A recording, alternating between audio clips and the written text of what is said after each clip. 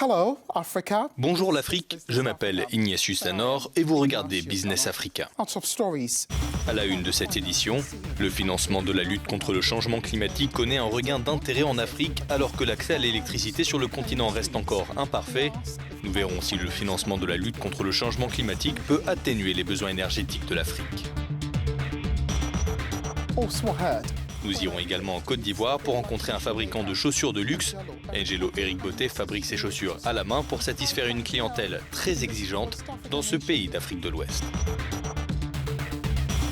And fresh hope for local Et entrepreneurs. un nouvel espoir pour les entrepreneurs locaux en République centrafricaine.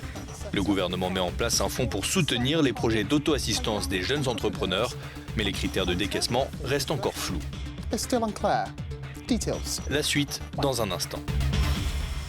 Now, think of how food. Réfléchissez à la façon dont les aliments finissent dans votre assiette. Votre agriculteur local utilise divers outils dont un petit téléphone portable pour y parvenir. Mais sans énergie durable, l'humanité pourrait être condamnée. C'est exactement ce qui pourrait se passer sans des investissements suffisants pour répondre aux besoins énergétiques de l'Afrique. Les financements de lutte contre le changement climatique en hausse pourraient relever ces défis. These challenges Mais cela sera-t-il assez pour atténuer les besoins énergétiques du continent ? of the continent. Quel est l'état de la consommation énergétique en Afrique ? D'abord, ce premier constat. Près de la moitié de la population africaine, environ 600 millions de personnes, n'a pas accès à l'électricité selon un rapport de la Commission économique pour l'Afrique. Bien sûr, tous les pays ne sont pas dans la même situation et il existe de fortes disparités entre eux. Le continent africain, qui concentre 16% de la population mondiale, a une consommation énergétique d'environ 3% de l'énergie primaire dans le monde. Et cette consommation est la plus faible de tous les continents et reste inchangée depuis l'an 2000, alors que la population augmente. Dans les années à venir, on estime que les États africains auront besoin d'investissements énergétiques de 43 à 55 milliards de dollars par an jusqu'en 2030-2040 pour répondre aux besoins des populations.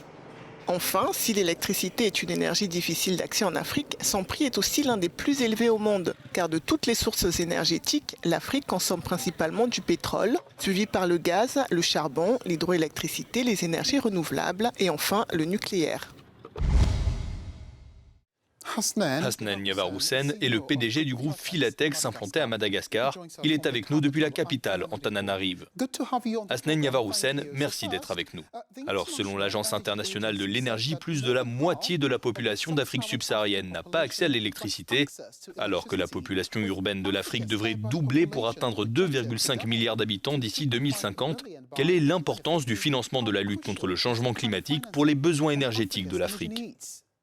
Alors, je pense que c'est évident que face au taux de natalité aujourd'hui et le taux d'urbanisation qu'on a le plus haut du monde en Afrique, l'accès à l'électricité l'accès à l'énergie n'est plus un luxe, mais c'est un réel besoin, c'est une nécessité, et donc je pense que c'est un droit humain.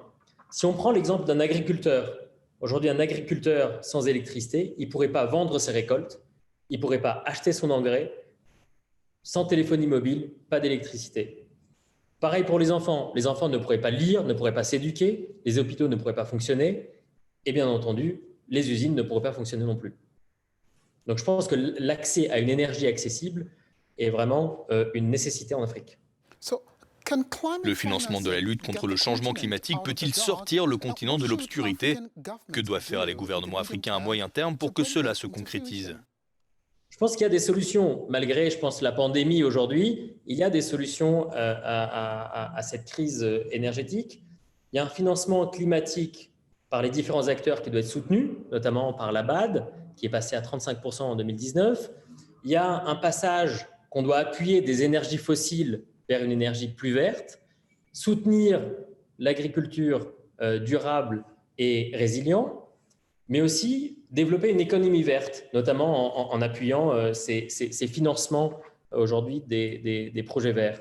Le gouvernement peut mettre aussi en place des régimes fiscaux qui soient plus intéressants pour ce type de projet. Enfin, expliquez-nous votre travail à Madagascar où vous travaillez à fournir des énergies renouvelables dans un pays où seulement 15% de la population a accès à l'électricité.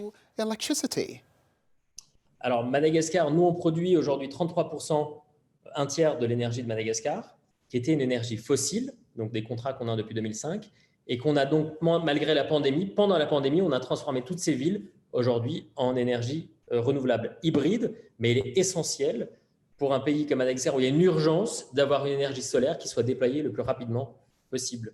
Et notamment, nous, on compte fournir aux alentours de 150 mégawatts jusqu'à la fin de cette année sur Madagascar en solaire. Hasnain Yavaroussen, merci d'avoir été avec nous. Very good, thank you very much. Hasnain Yavaroussen est le PDG du groupe Philatex à Madagascar. Envolons-nous maintenant vers l'Afrique de l'Ouest. En Côte d'Ivoire, un cordonnier local plaide en faveur de la préservation des produits artisanaux. Angelo Eric Beauté craint que l'utilisation croissante de machines automatisées ne compromette la qualité et la précision de la production de chaussures personnalisées pour sa clientèle très demandeuse de précision. Angelo Eric Beauté est un cordonnier ivoirien, mais pas comme les autres. Il se réclame comme étant un chausseur de luxe. Lancé sur fonds propres il y a maintenant 7 ans, Angelo Eric Beauté confectionne des chaussures pour hommes et pour femmes. Sa clientèle, il la veut élitiste. Une paire de souliers chez lui coûte en moyenne 130 000 francs CFA, soit 200 €. Pour Angelo Eric Beauté, pas question de penser à une quelconque industrialisation de son business. La qualité et la précision du travail manuel sont plus importantes pour l'instant. Si on veut garder notre savoir-faire, notre fait, mais parce que qui parle d'industrialisation parle de diminuer l'apport de l'homme. Donc on va passer pourquoi pas à du 80% machine et puis 10% faire main.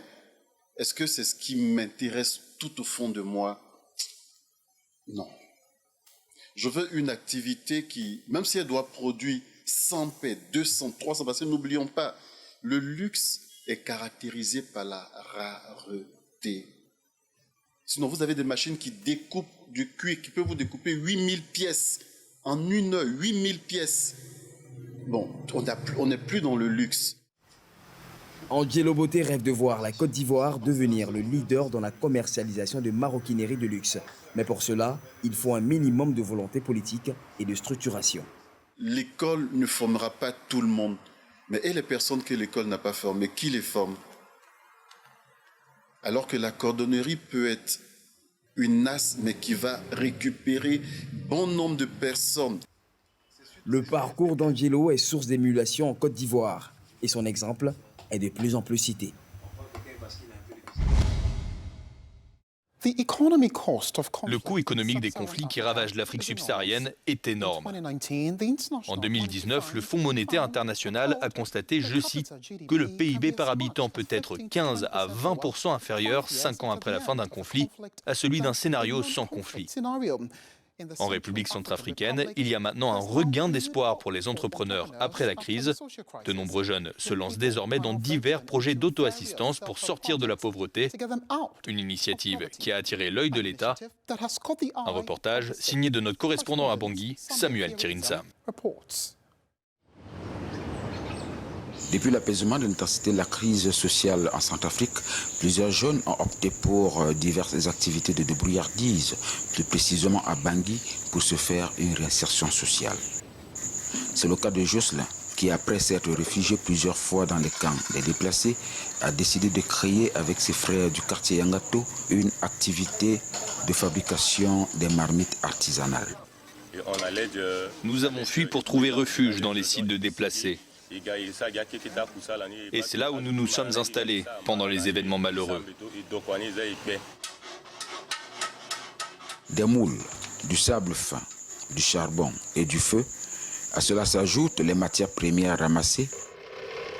Voilà ce qui constitue le quotidien de Jocelyn et ses frères au sein de cet atelier où les marmites sont fabriquées par série de 3 ou 4 selon la quantité de matériaux disponibles, soit un peu plus d'1 heure et demie de temps par série fabriquée, à la grande satisfaction des ménagères qui y trouvent leur compte. Les autorités centrafricaines, soucieuses du devenir de la jeunesse de ce pays, en proie à des conflits armés, viennent d'initier un fonds de garantie d'investissement pour les jeunes entrepreneurs et encourager ceux qui ont pris les armes à la création des petites entreprises. Le capital social de ce fonds est de 10 milliards de francs CFA. Et le premier partenaire, c'est l'État. L'État est prêt à investir pour un début 2 milliards. Une initiative tant attendue par les jeunes entrepreneurs centrafricains, mais les conditions d'accessibilité à ce fonds restent à définir.